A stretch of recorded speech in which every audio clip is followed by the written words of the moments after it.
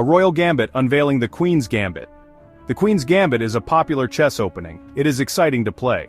The Queen's Gambit has a rich history. Masters and amateurs use it. The Queen's Gambit starts with 1. d4. This controls the center. Then, 2. c4 offers a pawn. This pawn is not a real sacrifice, it is a gambit. First moves, setting the stage for success. In chess, the opening moves are crucial. They set the tone for the entire game and can determine the direction of the battle. The Queen's Gambit begins with 1. d4. This is a classic opening move that has been used by grandmasters for centuries. White immediately fights for the center. Controlling the center allows for greater mobility and flexibility of your pieces. The center is important in chess. It provides a strong foundation for launching attacks and defending against threats. Black usually responds with 1. d5. This move challenges White's control of the center and aims to establish an equal footing. White then plays 2. c4. This is the defining move of the Queen's Gambit, offering a pawn to Black. This move offers a pawn to Black.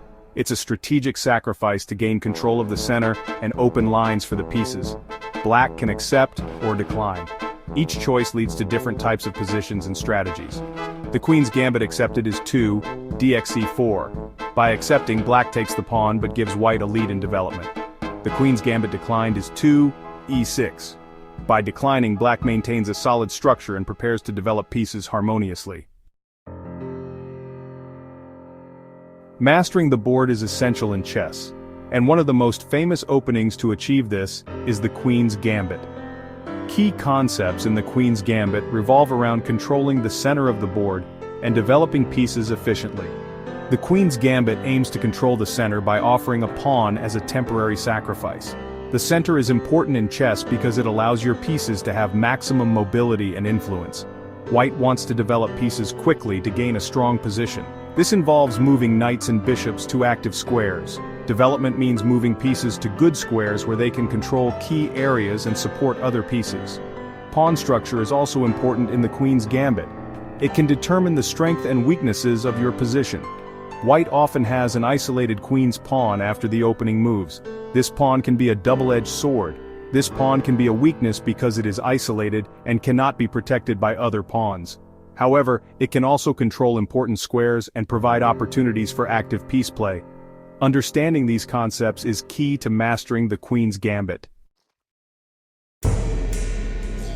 Section 4.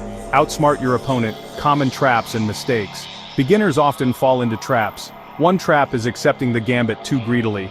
Black should not try to hold on to the extra pawn. Another mistake is neglecting development. Beginners sometimes move the queen too early. The queen can be attacked easily. Focus on developing minor pieces first. Section 5.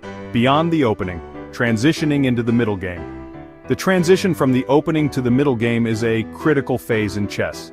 It's where the game truly begins to take shape, and the strategies laid out in the opening start to unfold. The opening lays the foundation. It sets the stage for the battle ahead, determining the initial positioning and control of the board. A strong opening can give you a significant advantage. The middle game is where plans develop.